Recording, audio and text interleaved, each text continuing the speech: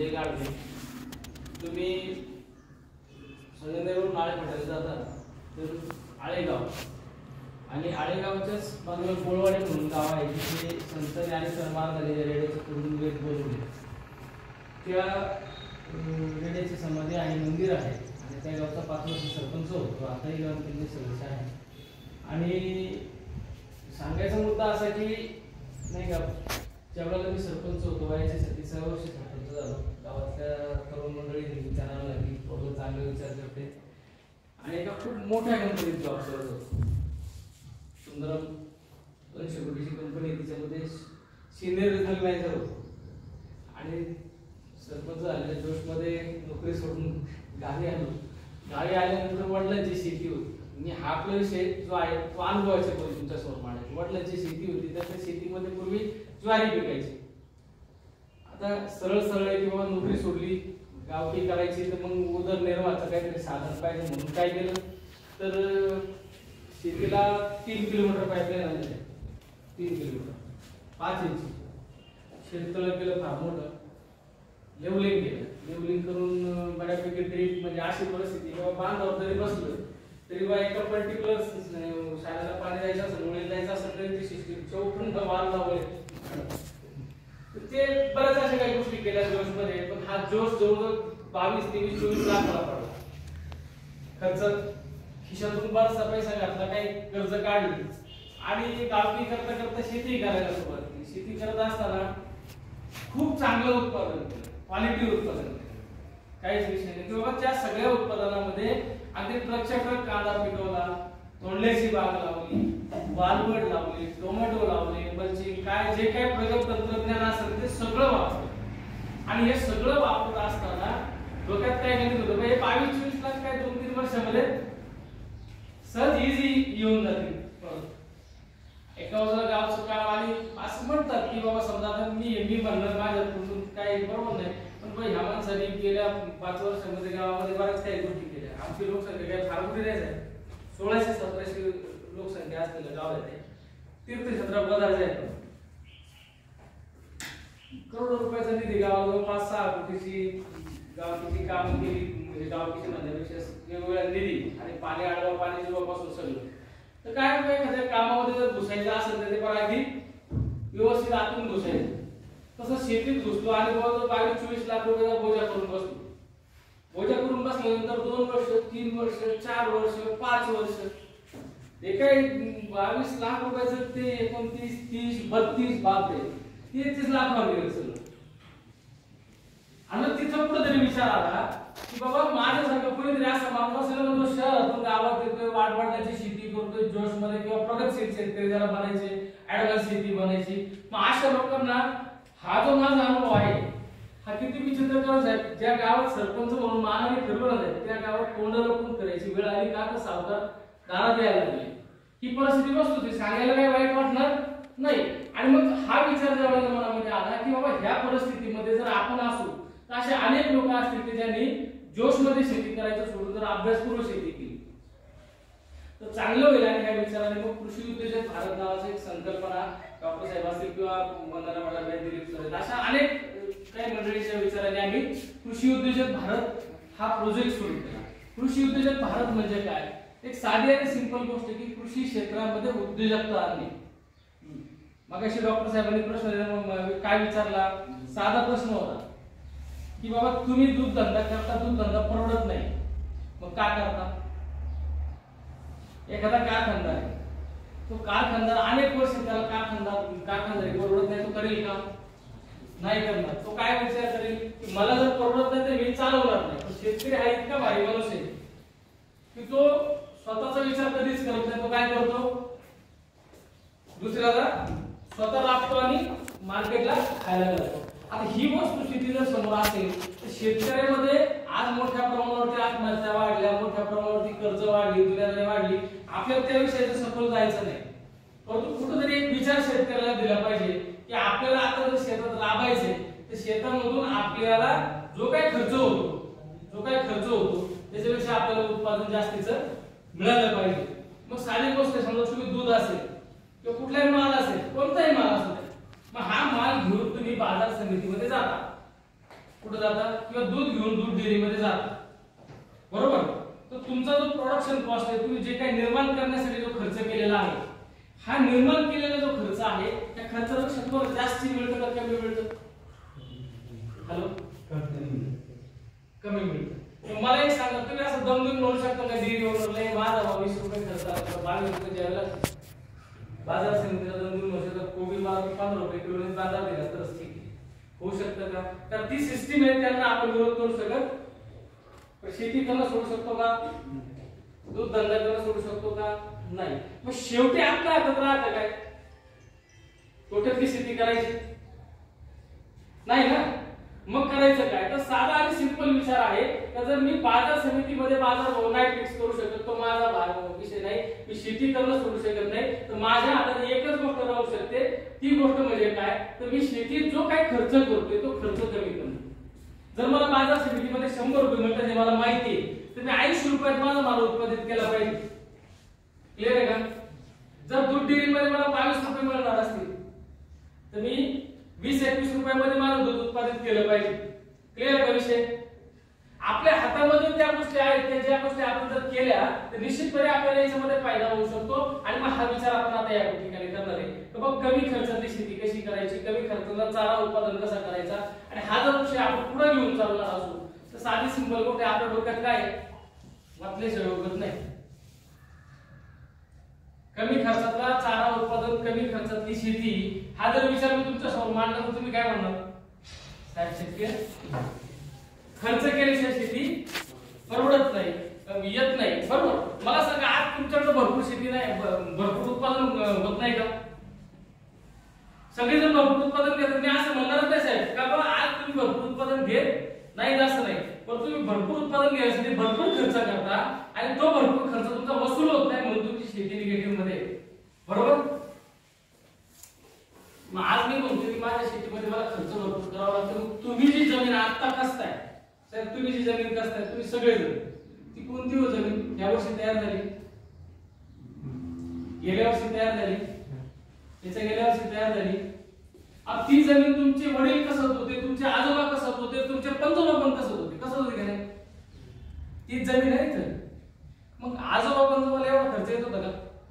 Hello, तुम्ही आहेत का माझ्या? आजोबा पंजोबाला एवढा खर्च येत होता का? पण त्यांनी पिकवलेले 4-4 वर्ष खात होता, आहे ना का? मग जर त्याला परवडत होतं तर मला का परवडत नाही? साधा सिंपल विचार आहे, त्याला परवडत होतं तर मला का परवडत नाही? जमीन तीच, फक्त माणसं बदलली, मग प्रॉब्लेम काय? शोधायला पाहिजे, आहे इंटरेस्ट शोधण्यात तर पुढे जायचं नाही तर थांबायचं. कारण इथं काय परिस्थिती माहिती का? आपलं काय चुकतं हे बघायला तयार नाही, कुणीच तयार नाही. माझं काय चुकतं हे मला जर कुणी सांगायला तर तू आला मोठा शाळा आपण म्हणतो का विनाकारण नादी लागलो, म्हणजे म्हणून म्हणलं तुमच्या नादी लागायचं की नाही? ठीक आहे ना? ओके. मग मला तुम्हाला काय सांगायचं की जर माझ्या आजोबाला परवडत होतं तर मला परवडत नाही याचा मी विचार केला पाहिजे. आणि आज नाही विचार केला तर 10 वर्ष तुम्हाला मजबुरीने विचार करावा लागेल. कारण माझ्या आजोबांनी जी शेती माझ्या ताब्यात दिली ना, ती शेती तुमच्या मुलाच्या ताब्यात जर तुम्हाला द्यायची असेल तर ती नापीक द्यायची, ती पिकणारी द्यायची, हा विचार तुम्हाला फक्त 10 वर्षात करावा लागेल. आणि म्हणून जमिनीचं शास्त्र आपण जर सुरुवातीच्या काळात जर बघितलं तर आपल्या जमिनीमध्ये काय नाही जे माझ्या आजोबाच्या पंजोबाच्या काळात होतं हे आता आपल्याला शोधावं लागेल. कृषी उद्योजक भारत तिथेच तुम्हाला मदत करणार आहे. आणि ती मदत काय? तर मग चारा उत्पादन असू दे किंवा शेतीचं उत्पादन असू दे, दोन्ही गोष्टी जॉईंटली आहेत.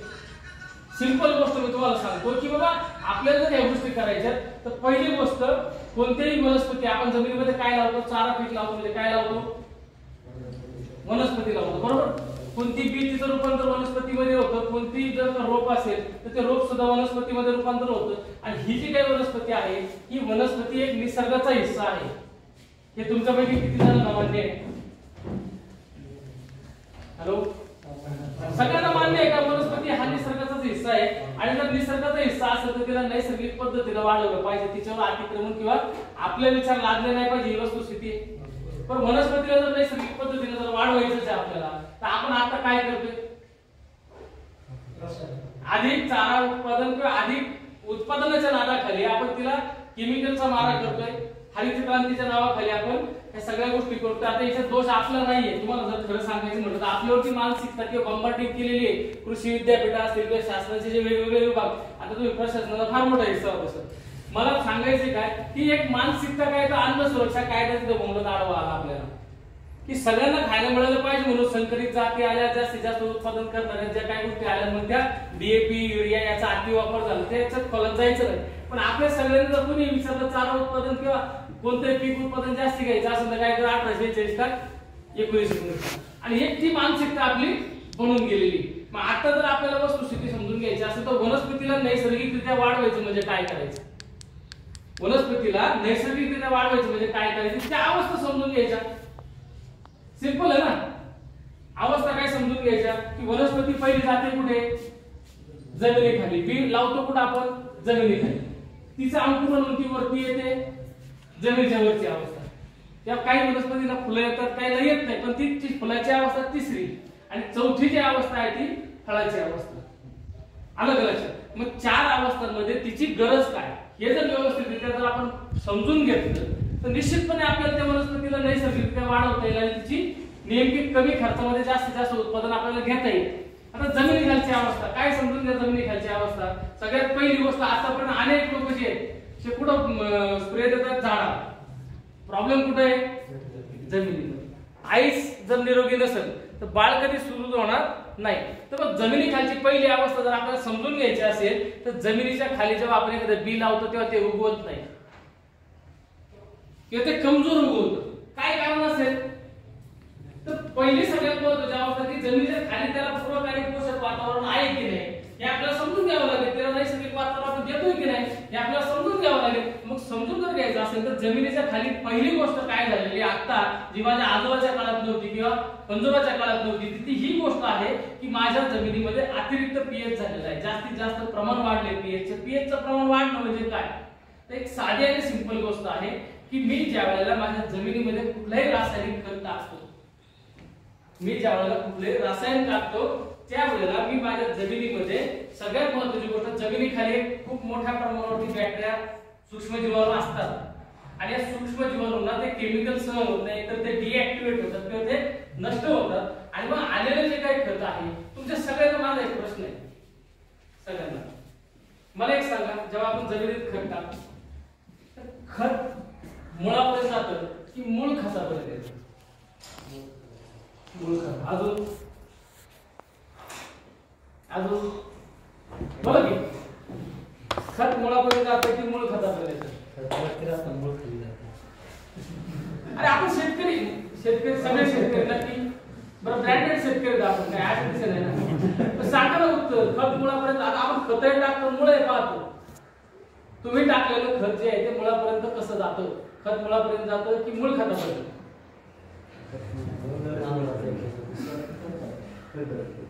एक सांगताना खत मुळापर्यंत जातं तर मूळ खतापर्यंत. त्या खताला मुळापर्यंत घेऊन जाण्यासाठी जमिनीमध्ये सूक्ष्मजीवाणू असतात जे अन्न निर्मितीची प्रक्रिया ही सतत करत असतात आणि त्या खताचं रूपांतर अन्नात करून ते मुळापर्यंत घेऊन जाण्याची जबाबदारी जर कोणाची असेल, बरोबर. वनस्पती सुद्धा अन्न निर्मिती करते परंतु त्या खताचं कन्वर्जन करून मुळापर्यंत घेऊन जाणं, त्याला पचनीय करणं आणि मुळापर्यंत घेऊन जाणं हे काम कोणाचं आहे?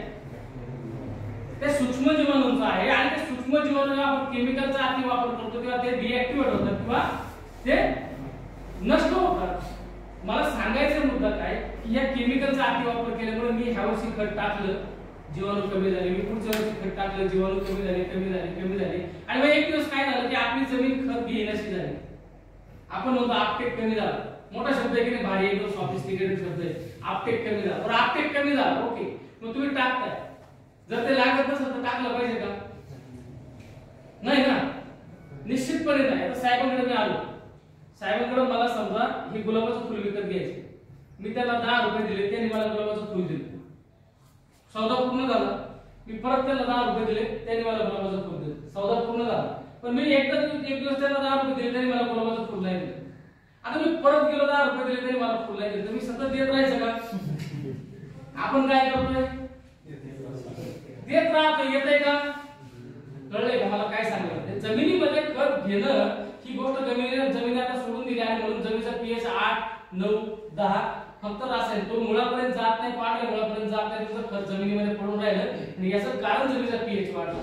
दुसरी गोष्ट प्रत्येकाच्या घरामध्ये आरो सिस्टम आहे आणि या आरो सिस्टीम मध्ये तुम्ही काय करताय तर रिव्हर्स ऑस्मोसिस नावाची क्रिया करताय. पाण्यामध्ये क्षार वाढलेले क्षार आपल्याला त्रास करतात कारण आपल्याला किडनी स्टोन होईल आणि किडनी स्टोन होईल म्हणून आपण काय करतोय पाणी फिल्टर करून पितोय. पण परिस्थिती अशी आहे की आपण वनस्पतीला काय देतोय 400 500 600 टीडीएसचं पाणी देतो साहेब, काय ठिकाणी 1000 टीडीएसचं पाणी देतो वनस्पती. नदीकाठच्या गावांमध्ये विषय नाही.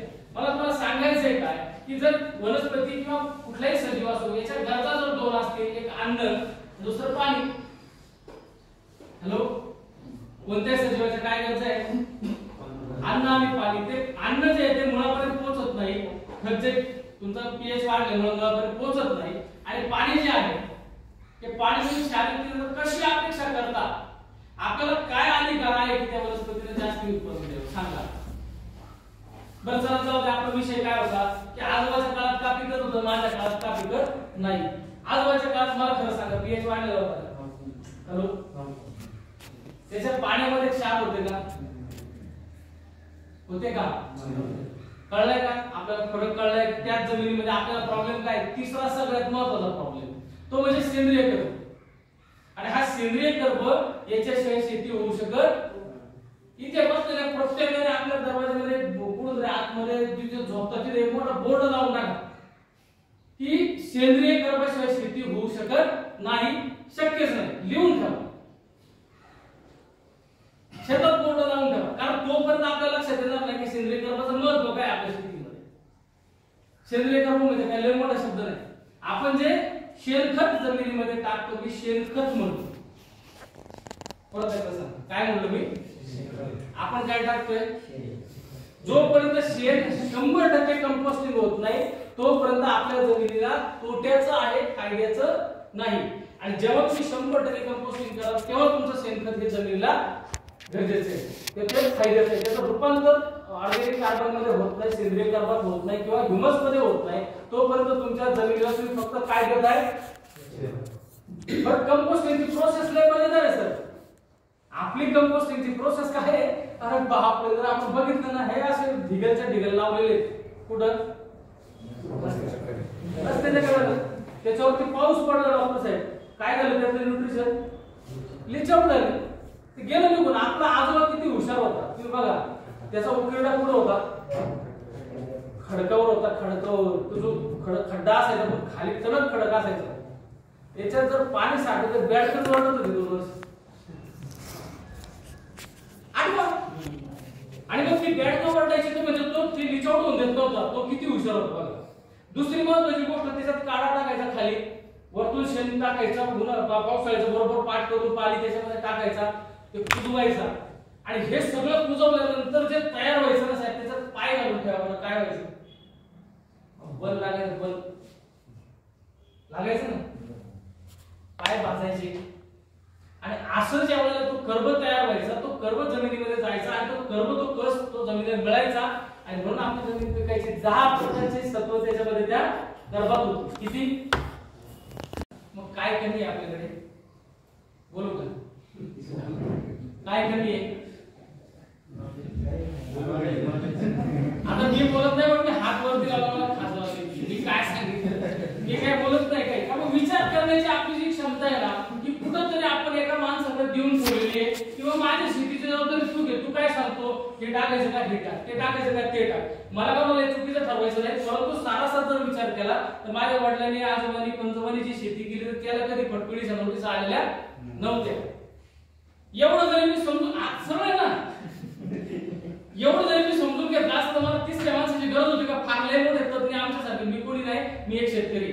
तर मग मला तुम्हाला सांगायचं का पीएच कमी करा, क्षार कमी करा आणि सेंद्रिय खताचं प्रमाण वाढवा. शेणखत कंपोस्टिंग करणं आवड आहे का? आपल्याकडे शेणखताला खड्डे राहिले, कुठे गेले खड्डे? वाटणीमध्ये बापाने त्याच्यावर घर बांधलं, जागा नाही म्हणून आपण काय केलं? आपण शेती करायची म्हणून आपण उकिरडे कॉम्प्रोमाइज केले, पण शेती करणं सोडले का? नाही सोडलेलं. मग तोच उकिरडा आपल्या शेताच्या एका कोपऱ्यावर आपण घेऊ शकतो, कंपोस्टिंग करू शकतो. आता पहिला विषय आपला चारा उत्पादनाचा आपल्या मूळ विषयाचा किंवा तुम्हाला पीएच कंट्रोल करायचा, क्षार कमी करायचा आणि सेंद्रिय कर्बाचं प्रमाण वाढवायचे, तर याच्यामध्ये मला एक खरं सांगा, पीएच कमी करणं ही फार अवघड गोष्ट आहे. आजच्या व्यक्तीला ते प्रमाण फार झाले, म्हणजे वेगळं काहीतरी आपल्याला करावं लागेल नक्कीच, कारण आपली जीवाणूंची संख्या ही पीएच कंट्रोल झाल्याशिवाय वाढणार नाही. केमिकलचा अंश आपल्या जमिनीमधला किंवा जमीन भुसभुशीत झाल्याशिवाय होणार नाही, कारण नत्राची जी आवश्यकता आहे, समजून घ्या हा विषय. नत्राची जी आवश्यकता ही का, आपली जमीन पोरस नाही. पोरसचा अर्थ काय, भुसभुशीत नाही. पूर्वीच्या काळी बैलांनी नांगरट व्हायची, नंतर लोखंडी नांगरट आले, नंतर ट्रॅक्टर आला 25 HP चा, 50 HP चा. आता त्या नांगरावर माणूस बसतोय तरी ते घुसत नाही. वस्तुस्थिती आहे. आणि ते घुसत नाही तर मग काय होते प्रॉब्लेम, की ती जमीन इतकी कडक झालेली आहे का वातावरणातलं नत्र मुळापर्यंत जाण्यासाठी ते शिलतच नाही. त्या बॅक्टेरियातून घेऊन ते मुळापर्यंत घेऊन जायला सिस्टीम अवेलेबल नाही, आणि म्हणून तुम्हाला तुमची जमीन पोरस करावी लागेल, भुसभुशीत करावी लागेल. इतकं सिंपल लॉजिक आहे. ही युरियाच्या गुणीच्या गुणी आणण्यापेक्षा वातावरणामध्ये ठीक युरिया कसा बनला जातो, अरे हवेतलं नायट्रोजन फिक्स करता येते, तुम्हाला आणून देतात, वेगळं काय करताय, समजून घ्या ही प्रोसेस. आणि मग जर तुम्हाला तो युरिया वापरायची लागत असेल तर वातावरण नत्र आहे, मरणामातीचं नत्र पडले वातावरण. आता ज्यांनी कांदे लावले, कोणी कांदा उत्पादक शेतकरी असेल तर मला सांगा, पिळे पडले का नाही, पडले का पडले, अहो तुम्ही मला सांगा, आपल्याला काय सांगितलं का बेसवर डोसला 24-24 टाकायची, 10-26 टाकायची. 24 म्हणजे काय, नत्र, 24 काय, फॉस्फरस. वातावरणामध्ये नत्र अवेलेबल नसताना नत्र टाकणं लॉजिकल. मग पावसाळा कांदा, हिवाळा कांदा हे सगळं नियोजन जर करायचं असेल तर पावसाळ्यामध्ये मग वीज चमकली तर खाली नत्र उपलब्ध होते, आणि तुम्ही वरतून नत्र टाकताय, वातावरणातलं नत्र हे लाल कसं वाढलं ते फोगर, मग ते फोगर कटिंग करून लावते, पाणी गेलं सरलं ते पडलं, पिळा पडला तर फंगस आली. सिंपल आहे ना. मग हा मुद्दा जर समजून घेतला तर मग तुम्हाला नत्र द्यायचं, इतर काय गोष्टी न्यूट्रिशन द्यायच्या, तर तुम्हाला वातावरणात जेव्हा नसतील तेव्हा द्यायचं, हे सिंपल लॉजिक होतं. नुसत्या द्यायचं हे लॉजिक कधीच नाही. आणि मग तुम्हाला मला सांगायचं काय की वातावरणामध्ये नैसर्गिक नत्र आहे, ते फक्त जमीन जर का भुसभुशीत असेल, त्याच्यामध्ये बॅक्टेरिया जर असतील, त्या बॅक्टेरियांचं उपलब्धता असतील, तर नत्र उपलब्ध करणारे बॅक्टेरिया सुद्धा आहेत जमिनीमध्ये. तेवढे बॅक्टेरिया जर जमिनीत ठेवले तर तुमच्या मुळापर्यंत नत्र जाऊ शकतं. आणि म्हणून पीएच कंट्रोल करावं लागेल. सगळ्यात महत्त्वाची, मी ह्याच्यावरती जास्त वेळ काय घेतला तर सगळ्यात महत्त्वाची गोष्ट की तुमचं चारा पीक असू द्या किंवा तुमचं कोणत्याही भाजीपाला पीक असू द्या, तुमच्या जमिनीतला पीएच कंट्रोल करणं फार अवघड गोष्ट नाही. आता केमिकलचा अंश आहे म्हणून अशी काही उत्पादनं मार्केटमध्ये पण मिळतात की ज्या उत्पादनाच्या माध्यमातून अगदी 200-250 रुपयामध्ये, सर किती रुपयात, तुमच्या जमिनीमध्ये 3-4 ऍप्लिकेशन मध्ये तुमची जमीन मस्त मुलायम, अगदी तुमचे मग पारागे तुम्ही चालले तर खाली पायाला गादी लागेल अशी जमीन सुद्धा करता येऊ शकते. फक्त तो योग्य सल्ला पाहिजे. अशा काही लोकांची गाडीवेट झाली पाहिजे त्याची योग्य सल्ला द्यावा, ज्याला शेतकऱ्याचं दुःख माहिती. ओके, उत्पादनाचं नाव मी तर ओपन मीटिंग मध्ये घेणार नाही, प्रायव्हेटली भेटत ते सांगेल. आज माझा तो उद्देश नाही, परंतु पीएच कंट्रोल करायचा असेल तर 200-250 रुपये खर्चामध्ये आणि 4-5 ऍप्लिकेशन मध्ये तुमचा पीएच कंट्रोल होऊ शकतो. आणि मग पाण्यामधले क्षार हा सगळ्यात महत्त्वाचा विषय जो आहे, तर पाण्यामध्ये सरफेस टेन्शन हा सगळ्यात महत्त्वाचा मुद्दा असतो. आणि मग पाण्याचं सरफेस टेन्शन जर गेलं तर निश्चितपणे पाणी काय असतं, पचनीय होतं पिकाला. आपण स्प्रे मारतो, स्प्रे मध्ये सायट्रिक काय घेतो, लिंबू काय पिळतो, कळलं का? आणि मग त्याच्याशिवाय फायदाच नाही ना, काही ते पचनीयच नाही ना. किती भारी औषध आणा, पीएच जोपर्यंत कंट्रोल होत नाही तोपर्यंत तुम्हाला ते फायद्याचं नाही. म्हणून पाण्याचं क्षार कमी करणं हा दुसरा मुद्दा. ह्या सगळ्या गोष्टी फार स्वस्तामध्ये तुम्हाला होऊ शकतात. तिसरी सगळ्यात महत्त्वाची गोष्ट, सेंद्रिय कर्बाचं प्रमाण जमिनीमध्ये वाढलं पाहिजे. आणि जर का सेंद्रिय कर्बाचं प्रमाण तुम्हाला वाढवायचं नसेल तर शेती करू नका, सोडून द्या. तसंही 2-3 वर्षानंतर प्रॉब्लेम होणार असेल, आपल्याला काय बेडभाट ठेवत नाही. सेंद्रिय कर्ब वाढवल्याशिवाय तुमची शेती शक्य नाही. आणि जर ती सेंद्रिय कर्ब जर वाढवायचं असेल तर शेणखत कुजवून द्या. हा पहिला सरळ मुद्दा आहे तुमच्या समोर. पण आज अशी परिस्थिती का पाळेकर आले, अजूनही गोळेकर आले, कोण टिळेकर आले, त्यांनी सांगितलं काय स्लऱ्या वापरा,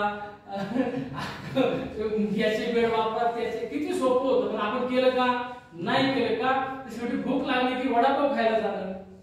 ही जी वृत्ती आपली आहे ती इन्स्टंट. मला युरिया टाकलं तर ज्याला फार्मिंग शेती जी असते ती 2 प्रकारची शेती आहे सर, समजून घ्या. एक ऑकेजनल फार्मिंग आणि एक फ्युचरिस्टिक फार्मिंग. एक प्रासंगिक शेती आणि एक भविष्यकालीन शेती. आणि या दोन शेत्या जर समजून घेतल्या तर भविष्यकालीन शेती जर करायची असेल तर आपल्याला आज सेंद्रिय कर्बाचं प्रमाण जमिनीमधलं वाढवलं पाहिजे. आणि सेंद्रिय कर्बाचं प्रमाण एकदम सिंपल आहे की तुमच्या जमिनीमध्ये खत कंपोस्टिंग करून टाका. आणि ते करणं शक्य नसेल तर तुम्हाला मी एकदम सोपा मार्ग सांगतो का जो सेंद्रिय कर्ब तुमच्या जमिनीत टाकायचा आहे ह्युमिक ऍसिड मधून तो कर्ब जमिनीला मिळू शकतो. पण आता तिथे पण एक झोल आहे फार मोठा. ह्युमिक ऍसिड म्हणजे साहेब चायनामध्ये खूप मोठ्या प्रमाणात इंडस्ट्री वाढलेली आणि तुमच्या माझ्यासारखे हुशार तिकडून कंटेनर 30 रुपये 40 रुपये किलोने मागवतात. त्याला सीव्हीड एक्स्ट्रॅक्ट टाकतील, अट्रॅक्टिव्ह पॅकिंग करतील आणि साहेब तुम्ही फक्त जमिनीत टाका तुमचं पीक एकदम भारी येणार सांगतो. आणि वस्तुस्थिती आहे, वनस्पती आहे, तिला ऑक्सिजन सोडायचं, कार्बन घ्यायचं. आता मला सांगा एखादं ताट हिरवं ताट जाळलं डॉक्टर साहेब, जाळलं तर पहिले पाणी निघून जाईल, राहील काय? कार्बन. 90% वनस्पतीमध्ये काय आहे? पाणी आणि कार्बन.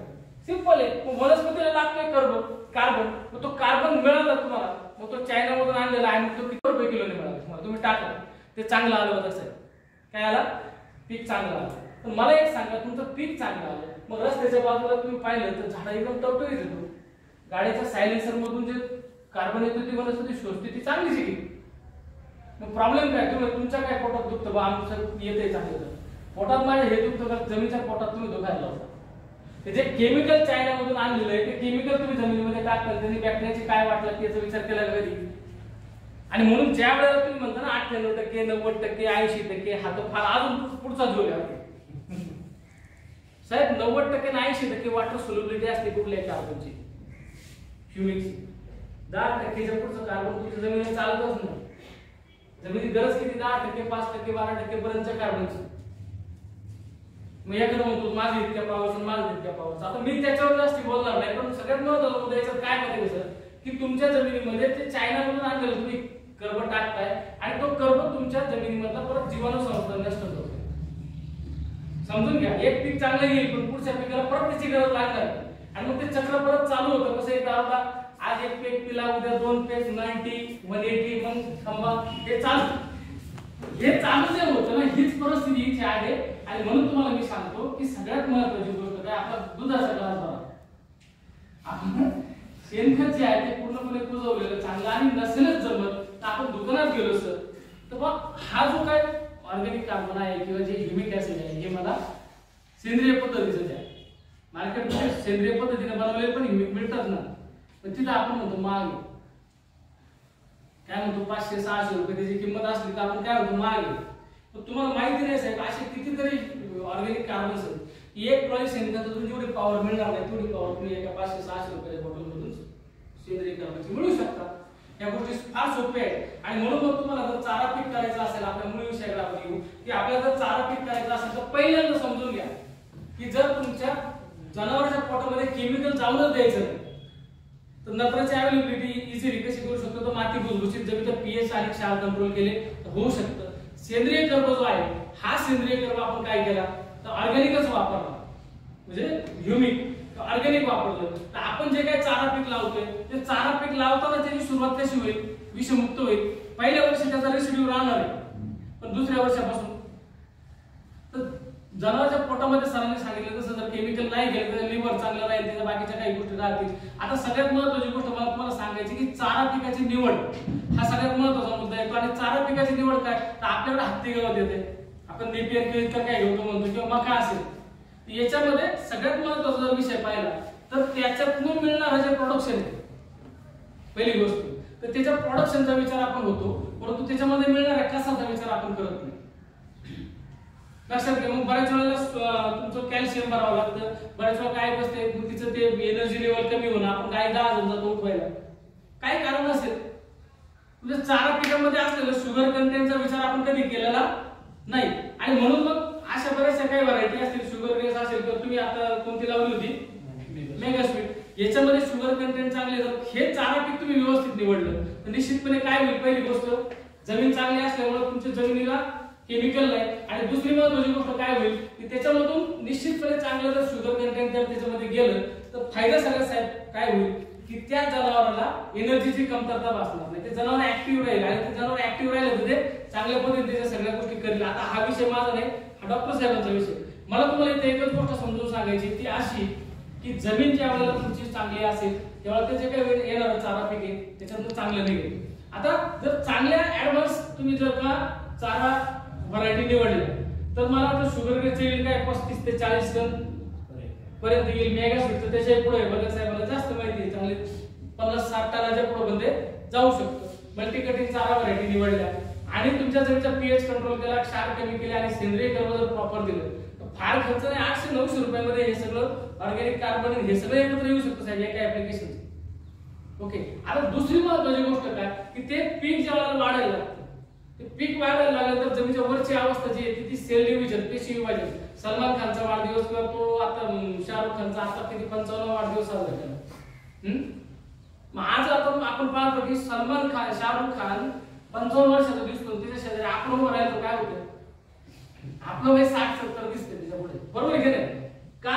तर शरीरामध्ये पेशी निर्मिती आणि पेशी मारण्याची क्रिया ही सतत चालू असते आणि ज्या सजीवाच्या शरीरामध्ये पेशी निर्मिती क्रिया जास्त असेल चांगली तर त्या सजीवाला काय ऍक्टिव्ह राहता येते किंवा तो तरुण दिसतो, बरोबर आहे की. वनस्पतीमध्ये पण तेच आहे की त्याच्या पेशी निर्मिती क्रिया जर चांगली असेल तर त्याची वाढ चांगली होते, जोमदार होते आणि मग चारा पिकाला जर तुम्ही त्याला सेल डिव्हिजन प्रमोटर काही गोष्टी दिल्या तर त्याची वाढ चांगली होईल. म्हणजे काय होतं साहेब परत एकदा उत्पादन चांगलं येईल. उत्पादन चांगलं आलं तर निश्चितपणे तुम्ही जेव्हा काही खर्च केला त्याच्या अप्रोच तुम्हाला मग 2 एकर जमिनीमध्ये तुम्ही जेव्हा काही चारा पीक लावलं एका एकरात होईल, 1 एकर अख्खा प्रॉफिट मध्ये राहू शकते. साधी सिंपल गोष्ट आहे. त्याच्यानंतर सगळ्यात महत्त्वाची गोष्ट काय की त्या पिकामध्ये योग्य पद्धतीने न्यूट्रिशन असणं हा सगळ्यात महत्त्वाचा विषय आहे, समजून घ्या. आज आपल्या जमिनीमध्ये खूप मोठ्या प्रमाणावरती खनिज द्रव्य होती परंतु ते आपण आता सगळी उपसून घेतली, आपल्याला परत त्याला द्यावी लागतील आणि म्हणून त्या चारा पिकाला जर का मायक्रोन्यूट्रिएंट योग्य पद्धतीने जर दिले तर ते तुमच्या चारा पिकामध्ये येतील आणि चारा पिकामध्ये जर मायक्रोन्यूट्रिएंट आले तर निश्चितपणे ते जनावरच्या पोटात जातील आणि जनावरच्या पोटात गेल्यानंतर जनावर जे आहे हे दूध देण्यासाठी सक्षम होऊ शकतं. आणि हा सकस चारा निर्मितीचा जो प्रोजेक्ट आहे हा जमिनीचा अभ्यास करून, वातावरणाचा अभ्यास करून, शेतकऱ्याच्या मानसिकतेचा अभ्यास करून बनवला गेलेला आहे. आणि सगळ्यात महत्त्वाची गोष्ट जर तुम्हाला सांगायची असेल तर तुम्ही आज जे काही ट्रॅडिशनल चारा उत्पादन करताय याचा खर्च एकदा बघून घ्या. कमीत कमी 4 ट्रॉल्या तरी शेणखत टाकता का? नसेल टाकत तर सांगा ना. टाकताय 4 ट्रॉल्या शेणखताची मार्केट व्हॅल्यू काय? समजा तुमच्या घरचं नसतं इकत घ्यावं लागलं असतं तर जमीन पडेपर्यंत किती रुपये लागले असते ट्रॉलीला? 20,000 रुपये लागले असते. म्हणजे हा 20,000 रुपये खर्चात धरला पाहिजे का नाही? का घरचं आहे म्हणून परत वरतून नाही म्हणता शेणखत मिळालं तरी बाद झालं तरी पण त्याची व्हॅल्यू आहेच ना परत. ओके. मग ते 20,000 रुपये. त्याच्यानंतर मका जे आपण लावणार आहे किंवा कोणत्याही लावणार आहे त्याच्या बियाण्यापासून तर टोटल वैतीचा खर्च इकडे पण आहे तिकडे पण आहे ते सोडून देऊ. पण जर का लागवडीचा खर्च आणि इतर काही गोष्टी पकडल्या तर किती होऊ शकतो? पर लागवड 3,000, 3 ते 4,000 वर्षातून किती वेळा? 3-4 वेळा तरी आपण मका घेऊ शकतो. मग हा सगळा खर्च पकडला तर मी तुम्हाला असा एक प्रोजेक्ट देऊ शकतो या ठिकाणी की तुम्ही साधारणपणे एक हा जो काय समजा शुगर बेस असेल किंवा हे असेल याच्या लागवडी सकट खत व्यवस्थापन सकट एकदा 11,000 रुपयापर्यंतचा खर्च आहे. किती आहे? म्हणजे पहिल्यांदा नुसते शेणखताचा खर्च तर तुमच्या 2 कापण्यांपर्यंत खर्च इथं बसून जाईल. मुद्दा काय माझा? आणि तिथून जर तुम्ही मका लावली इतर काही गोष्टी लावल्या तर 20 टन 25 टन फार फार तर मॅक्सिमम किती टन येऊ शकतो बदल साहेब? आणि ते 35 टन चारा मिळाला किती? तर पहिलं लॉजिक काय आहे तुम्ही 2 एकरात करतो तर मला 1 एकरामध्ये होऊ शकतो. दुसरी गोष्ट काय जमिनीचा पोट ठेवून मी कमी केमिकल असेल तर जनावरांच्या पोटात कमी केमिकल जाणार आहे. कमी केमिकल गेलं तर यांची व्हिजिट कमी होणार आहे. मला यांचं ना कधी कळतच नाही गणित पण खरंच कळत नाही. मी पहिला असा माणूस पाहिलाय का जो वेळासारखं बोलतो मला नाही पडत काय पडत नाही.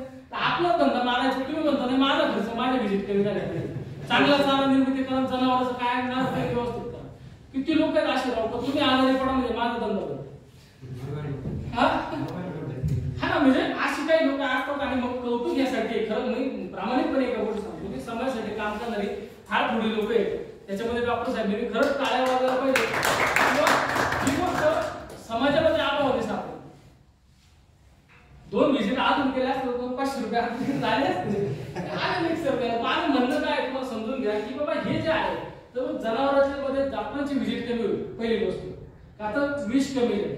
दुसरी गोष्ट काय, आपण त्याचा कर्ब बाकी सगळ्या गोष्टी सांभाळलेल्या म्हणजे नॅचरल प्रॉपर्टी का त्याच्यामध्ये आपण मायक्रोन्यूट्रिएंट टाकले, त्याच्यामुळे जनावरांना मायक्रोन्यूट्रिएंट आले त्यामध्ये कॅल्शियम आलं, कॅल्शियमची कमतरता कधीच भासणार नाही. त्याच्यामध्ये आपण शेणखत टाकायचंच नाहीये. आम्ही प्रॉम नावाचं एक त्याच्यामध्ये खत ऍड केलेलं आहे, फॉस्फरस रिच ऑर्गॅनिक मॅन्युअर म्हणजे काय ते शेणखतच आहे, तर त्याच्यामध्ये रॉक फॉस्फेट टाकलेलं आहे. आणि सगळ्यात महत्त्वाची गोष्ट म्हणजे त्याच्यामधला सगळ्याचा सगळा तो हे काढलेलं काय फंगस बुरशी लक्षात घ्या. आणि हे सगळं केल्यामुळे झाले काय माहिती का, तुमचा सगळ्याचा सगळा इनिशियल जी कॉस्ट आहे इनिशियल कॉस्ट म्हणजे शेणखताच्या निम्मी आहे पहिली, आणि ते सगळं टाकल्यामुळे जो निर्माण होणारा चारा आहे तो चारा पहिली गोष्ट जनावरांमधल्या सगळ्या सिस्टम प्रॉपर करेल. आणि सगळ्यात महत्त्वाची गोष्ट फॉस्फरस जनावरांमध्ये का पाहिजे मला सांगा काय, जर तुमची गाय लागत नसेल काय होते, कोणती इंजेक्शन दिली जातात फॉस्फरस बऱ्यापैकी 2 वेतांमधलं अंतर कमी व्हायला पाहिजे, तर जनावरांमध्ये काय पाहिजे बर. सगळ्यात महत्त्वाची गोष्ट मला एक सांगा, आपली जी जनावर आहे ही किती वेताची आहे? ऍक्च्युली आपल्या गोठ्यावर किती वेताची जनावर पाहत असेल आपण 2 4 5 6 वेताला आपण जनावर बदलतो, आणि हे जनावर 10 वेताचं गेलं तर ते 70-80 हजार रुपये वाचतील आपले, तो खर्च आहेच ना आपला. मला एक सांगा, जर तुमच्या जनावरांमध्ये 2 वेतांची संख्या म्हणजे कंट्रोल मध्ये आली, तर अंतर कमी झालं, फॉस्फरस चांगला आला, कॅल्शियम चांगला आला, ते ऍक्टिव्ह राहिले, तर 10 वेताची जनावर तुमच्या गोठ्यात राहतील, चांगली क्वालिटी काय जर मिळाली, लय चांगली दूध देत होती, पण 6 वेतानंतर बदलावं लागली, इनिशियल कॉस्ट तुमची परत तिथं वाढली.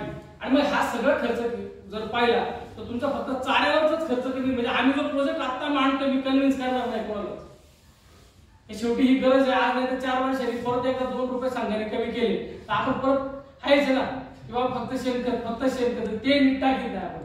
माझा मुद्दा काय आहे की जर हे करायचं असेल तर आपल्याला सकस चारा निर्मितीचा हा जो प्रोजेक्ट आहे हा कमी खर्चाचा आहे. पहिली गोष्ट समजा प्रॅक्टिकली आमचा हे सर डेअरीसाठी चालू आहे, ज्यांना कोणाला पाहायचं असेल आपण व्हिजिट देऊ शकता, त्या सगळ्या गोष्टी डोळ्यांनी पाहू शकता. आता ब्रिटानिया डेअरीसाठी चालू आहे, असे अनेक आहेत. आता माझी एक साधारणपणे 5-6 दिवसामध्ये कात्रजच्या चेअरमन बरोबर मीटिंग आहे, कोरे साहेबांचा त्याच्यामध्ये निरोप आलेला आहे बाबा वारणासाठी पण हा प्रोजेक्ट, कारण हा प्रोजेक्ट फार मोठ्या लेवलला लोकांच्याकडे गेलेला आहे. कारण सोशल मीडिया तुम्हाला माहिती आहे, माझ्या युट्यूबला एक लिंक होती ती गेली बऱ्याचशा लोकांकडे, आणि त्या लोकांनी काय सांगितलं की आम्हाला पण हे करण्यामध्ये इंटरेस्ट आहे.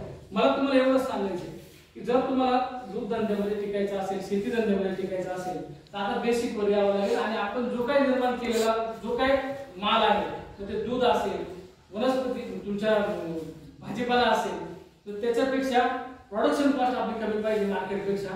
आणि म्हणून हा जो काही प्रोजेक्ट मला तुम्हाला सांगायचा आहे, हा प्रोजेक्ट व्यवस्थित समजून घ्या. बऱ्याच वेळा शेती करतो आपण म्हणतो, शेती करताना आपण नादी लागतो, करायला जातो एक होतं, करायला जातो एक आणि होतं भलतंच, ही वस्तुस्थिती आहे. मग शेवटला एक गोष्ट सांगतो, मला नेहमी एक गोष्ट सांगायची आवड आहे, एक गोष्ट सांगून मी माझा हा तुमचा निरोप घेतो. किंवा चारा निर्मितीचा प्रोजेक्ट हा तुम्ही जर का स्वीकारला तर निश्चितपणे आम्ही सगळे लोक तुमच्या सोबत असू, तुम्हाला नॉलेज द्यायला असू, तुम्हाला सगळ्या गोष्टी मार्गदर्शन करायसाठी असू. आणि आज समजा 10,000 रुपये मी जे तुम्हाला सांगतोय तर तुम्ही शेणखतापेक्षाही कमी खर्चामध्ये चारा निर्मिती करू शकता, हे तुम्ही लक्षात घ्या. आणि इनिशियली वनस्पतीला याला जनावरांना काय फायदा होतोय, तर हे ज्या वेळेला आपण त्या 2 महिन्यानंतर जो चारा त्या जनावरांना देणार आहे, त्याच्यानंतरचे पुढचे 2 महिने तर जनावरांचं आपण मॉनिटरिंग करणार की तो चारा खायला लागल्यानंतर जनावरांच्या दिनचर्येमध्ये झालेले बदल, तो जेव्हा दूध देतो त्याची फॅट किती वाढली, त्याचे ऍक्टिव्हनेस किती वाढला, डॉक्टरच्या व्हिजिट किती कमी झाल्या, त्या जनावरांमध्ये काय काय बदल, मग ते पुढच्या वर्षभरामध्ये त्या जनावरांची 100% काय ग्रोथ होऊ शकते हे तुमच्या समोर येणारच ना. आता त्याला आमच्यासारखे वनस्पती शास्त्रातले काही लोक आहेत की ज्याने आम्ही सगळा विषय तुमच्या समोर मांडलाय. ते एकच गोष्ट सांगतो, करायला जातो एक आपण आणि होतं भलतं, असं काही करू नका. म्हणून एक छोटी गोष्ट सांगतो तुम्हाला, किंवा बजरंग बली लंकेत गेले, आणि लंकेत गेल्यानंतर तुम्हाला माहिती त्यांनी काय केलं, लंका झाल्या. तर रावणाच्या डोक्यामध्ये बजरंग बली साले हे माकड त्याने माझी लंका जाळली. लंका जाळली म्हणल्यावर काय म्हणलं, कशाने जाळली तर शेपटाने जाळली. मी काय करतो आता ह्याची शेपटी उघडून टाकतो. आता रावण आहे ताकदवान आहे, त्याला ती शेपटी उखडणं सहज शक्य आहे. आता शक्य आहे म्हणल्यावरती बजरंगबली आराम करत बसले होते, हा मायावी रूप घेऊन मागून आला आणि बजरंगबलीची शेपटी, आता शेपटीला उंगल्या करायला लागला, तो वानर आहे ते बजरंगबली नोटीस त्याने पाहिलं मागं रावणाचा उद्योग चाललाय म्हणून ह्याने काय करायचं, ते शेपटी ओढायला लागलं ते शेपटी लांब करायचं, रावण उतारा पडायचं. हे ओढायला लागलं का ते रावण काय व्हायचं, उतारा पडायचं. आता हे असं बराच वेळ चाललं म्हणून काय केलं तरी एकदाच रावणाला वाटलं की आता मी काय केलं अशी जोरात ओढेल म्हणून ते जोर लावला, तेवढ्यात बजरंगबलीने घेतली बराबरी, काय केली गेले हवेत. आता हवेत रावण खाली, रावण पुढं खाली लंब पडून, आता काय सोडता येईना. परिस्थिती अशी झाली की जी शेपटी तो उखायला गेला होता, प्रार्थना काय करावं लागली, उकडू नये. बरोबर, आपली अवस्था काय शेतीची परिस्थिती हीच आहे ना. तेव्हा आपण करायला जातो हे आणि होतंय बोलतच, आणि हे जर भाव नाही असं वाटत असेल तर सरासरी विचार केला पाहिजे. जसं रावणाने बजरंगबलीच्या ताकदीचा विचार केला नव्हता, तसा आपणही जमिनीच्या ताकदीचा विचार केलेला नाही. तिची ताकद एकदा ओळखूया, आणि आपण जर तिची ताकद निश्चितपणे ओळखली तर आपल्यासारखे सुखी कोणी नाही. कारण शेतकरी हा जगाचा पोशिंदा आहे, आणि शेतकरी जगाचा पोशिंदा आहे. आणि शेतकऱ्यांनी जर स्वतःची ताकद ओळखली, जमिनीची ताकद ओळखली, शेतकऱ्याला या जगावरती राज्य करण्यापासून कोणीच रोखू शकत नाही. एवढंच मी तुम्हाला सांगतो. आणि राजा हो, तुमची ताकद ओळखा, एवढंच सांगतो आणि थांबतो. धन्यवाद.